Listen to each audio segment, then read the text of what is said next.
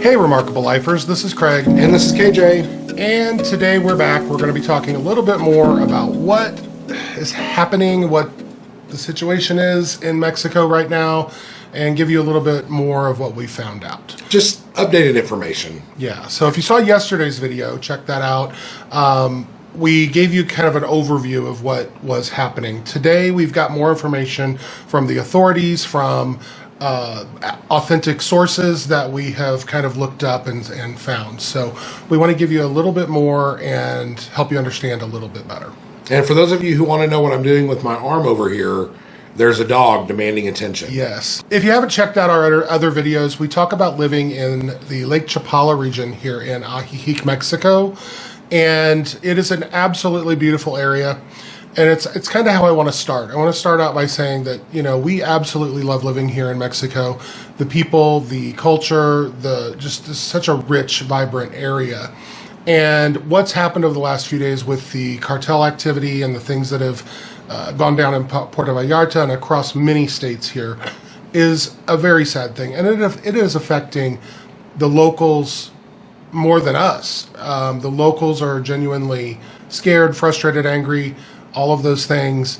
For us, we are all of those things as well, but we are really just inconvenienced. We stay at home when they tell us to stay at home. We're just following orders. Tourism and those kind of things. People are getting stuck in their Airbnbs without food. Those kind of things. Hotels, condos. Yeah. So, neighbors helping neighbors kind of kicks in, and maybe that's a way that those people can have a better experience and show them the true nature of Mexico. This has just been an unfortunate, it's a wrong word, but I don't have a better one, situation that really is and turns out to have been very serious. We'll start out by saying that the president of Mexico, Claudia Sheinbaum, released statements today and actually did a press conference indicating that there were multiple fatalities. Almost all of those fatalities took place between either the National Guard or the cartel members. There was one confirmed civilian death. I believe there was 25 National Guard and 30 or 31. I think that's what you said earlier. Yeah. So that may not be 100% accurate, but around in that neighborhood. Right. And we don't celebrate any death, so we're very sorry to hear about all of those deaths. Now, by saying that, I'm also glad that the civilians were the least impacted by it. But the point of it is, by pointing out where those casualties occurred, is to help dispel some of that, the fake news, the crap out there floating around the internet. No, they're not executing civilians, they're not rounding up expats, they're not doing any of that. Yeah, there's a lot of stuff out there. We ran across one yesterday where they had AI'd it, so it was an aerial shot of Puerto Vallarta that looked like it was just burning, and it was used by some very popular pages. It looked like the church was on fire and all this, and I actually just screenshot the image and uploaded it to Gemini AI, and it immediately came back and said, "This photo is fake. It's well known to be fake." It even said where it was and the new, like all the different sources. So if you see a little funny emblem down at the lower side that has a little brown circle in it, I know my emblem's going to be around there somewhere, but if you see that little emblem on images and such, or if you see the words AI generated, make sure you're being very wary of those. They're made for impact, not for accuracy. Yeah, and look at the image itself. I mean, a lot of us are starting to get pretty good at where we can spot fakery, AI fakery, and if it's an aerial shot of a city or something, you can see, if you look at the roof lines will merge together, or the fires all look very consistent. Yeah. So we just want to remind you, as yesterday, that we wanted to have you look at real news sources, which is what we've been doing. We've looked at Mexico News Daily, the Guadalajara Reporter, I think you're looking at El País right now, real news sources or government pages. If you look at Gobierno de and then put the city in, many times you'll find those pages on Facebook and Instagram. absolutely, your government's going to be bare bones information because they're still trying to deal with things, and they're going to give you what you need to know. Yeah, the facts are right now that, yes, there were those casualties and fatalities that occurred, all of it, most of it yesterday, I think. Yeah. Schools, public schools, school systems, they were shut down today.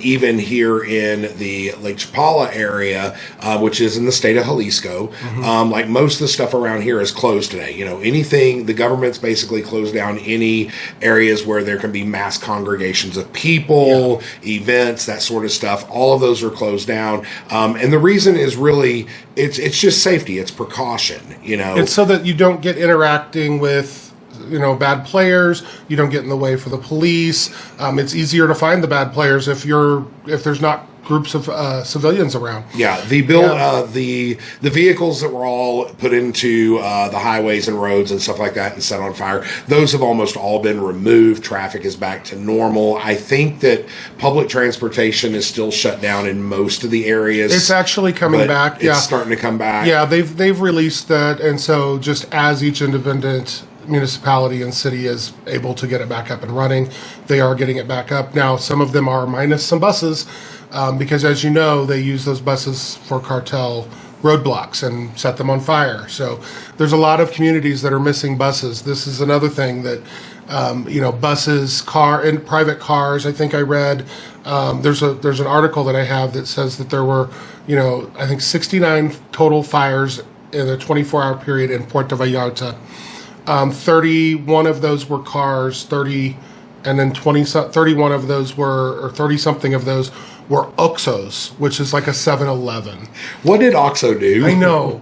Actually, I think it's what Oxo didn't do. Well, don't get into hypotheticals. I think they don't play the game, and so they don't like them. But we don't know, but they targeted certain businesses. But the vast majority of the buildings, the car fire, all the vast majority of that all occurred in the Puerto Vallarta area.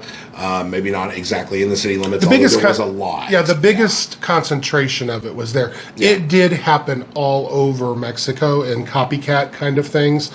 Well, not all over Mexico, but in certain states. Yeah, there were a lot. Certain states and regions and stuff. There were a lot. Yeah, if you, the news sources that I was reading this morning and stuff, if you were going to be on the East Coast, you know, Cancun, out in that area, nothing to worry about. There was nothing going on out there. There were actually a couple of car fires, but I think, again, they were sympathetic, or maybe somebody needed to get a claim on their car. I don't know. Well, and that's something, that is something else. Like there were 3 building fires in Chapala. I think 2 Oxos and 1 bank. And they're even trying to figure out if that was actually directly related or if those were just some kids or whatever trying to feel bad. And you know, so it's untangling that sort of stuff. And we don't know which one that is. We're not saying which that is. Yeah. But we did lose 2 Oxos and a bank in Chapala. In Chapala, not in Ajijic. Yeah, and as far as Ajijic goes, there's been nothing. It's been very quiet, very peaceful. There may have been some activity, but it was running through. Nothing, no impact. As far as the outlying areas, Chapala and Jocotepec, they did have some road blockages. Some minor things in comparison to what was going on in PV. Yeah. So we're not comparing in any way to being in Puerto Vallarta. I know Guadalajara had incidents. Yeah. But Puerto Vallarta was the epicenter. Yeah. And in looking at local people or local tourists, actual video of walking around in the streets there today, but I know that area because we've been there many times, and it was definitely the buildings and such that were there. I mean, the Farmacia Guadalajara, most of the Oxos, mini cars, and then those cars set either overhangs or awnings on fire. They were next to buildings. I believe the Costco was spared, but there is damage. Things like that. Again, we're wanting to reiterate that this was directed as a way to interrupt the world, to get attention, and it was not directed at the people. Now, the people pay. The people are getting the ramifications of it. They're losing their cars, their jobs, their homes, their whatever happened. Yeah, they may have property damage and stuff Right. like that, but it's not. It's not the purge. Life threatening. Yeah, they're not coming after them. Right, it's not the purge. Yeah, they're not coming after them. I don't know all of the reasoning behind it, but I know there's a plethora of reasons and rationale. And look, this is not the place to go down in the comments and get all political and all that kind of stuff and laying the blame game. We're just trying to say this is what is going on. Right. These are the facts as we know them. That way people can be informed. So where are we now? They have released that the airports are operating normally throughout Mexico. Now, that doesn't mean that your flight is not canceled. Some incoming flights or outgoing flights are not going. Some airlines, changing their flight patterns. Some airlines in other countries have decided they are not flying into Guadalajara and Puerto Vallarta. It doesn't mean the airports down here canceled them. It means they were canceled by the carrier. Yeah, so you're going to need to stay right on top of what is happening with your flights. I know that the airports are being protected by the National Guard and the National Security Forces. The local cities and towns have been mostly peaceful. We have been scouring to find anything, and everything's been mostly peaceful. Someone in Puerto Vallarta said it was a peaceful night, almost too quiet. And we are referring to larger cities. We know nothing about the smaller cities in some of those areas. So it's calming down. We don't know what part of that is the military presence and the cartel just giving, okay, we did what we needed to do. But there's a wake left now after that. And there's lots of cleanup going on. And even the community, I love seeing the videos. This is one of the things I love about Mexico. The community members are coming out. They're cleaning the streets. They're putting things into dumpsters. They're, helping load cars up and drag them off and all of those things. And it's really, really nice to see. And stories about neighbors helping neighbors. We ran out of water. We were in an Airbnb. We didn't have anything, so they brought us food from their own home. One of our commenters said they were able to rustle up some quinoa and some sauce of some sort, and they had a very healthy dinner that night. So, you know who you are. and luckily, our friends that are in Puerto Vallarta, Yes. some of them live there part-time, some full-time, some visitors. Everyone's fine. It was very inconvenient. There was smoke. It was a little traumatic. It was a harrowing experience, but they're fine. They're physically fine. Yeah, and they didn't know what was going on, and that's where all of this really culminates. Is the stress, the post-traumatic stress of it all, is you don't know what's happening, and so it could go to someplace really bad. It could just stop all of a sudden. It could just be burning cars, and I think that's what a lot of people found themselves in that position. And now, being sad about the fact that this has disrupted so much of people's lives, and we're not even talking about the businesses like the big resorts and stuff like that. We're talking about individual businesses and homes and livelihoods and workers. And a friend of ours, he owns a restaurant. He actually has a couple of restaurants out in Puerto Vallarta, and he was messaging me yesterday, and I was like, "How are your employees?" He said, "They're all fine. That's good." So where are we now? They're gradually lifting a lot of the stay-at-home orders. Air travel's getting back to normal. The government has said that the roads are clear of problems, not necessarily clear of all of the wreckage that maybe was there, but it's being cleared. And people are trying to get cleaned up and find out where they go from here. Fortunately, it doesn't seem that there's been any more activity. From what I've seen, yeah. Yeah. So that's where we are. We are looking forward to getting back to normal life. And I know a lot of people in Mexico are. And we're very sorry, again, for anybody's loss and anybody that was affected by this. Our hearts go out to you.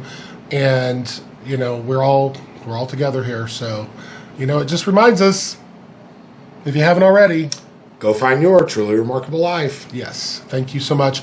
Check out our other videos. They're a lot more fun. Look over on our page and see some of the things that we do here in Ajijic. And we hope you'll stick around and watch some more so you can get the other side of the story. Okay? Have a good day. Bye-bye.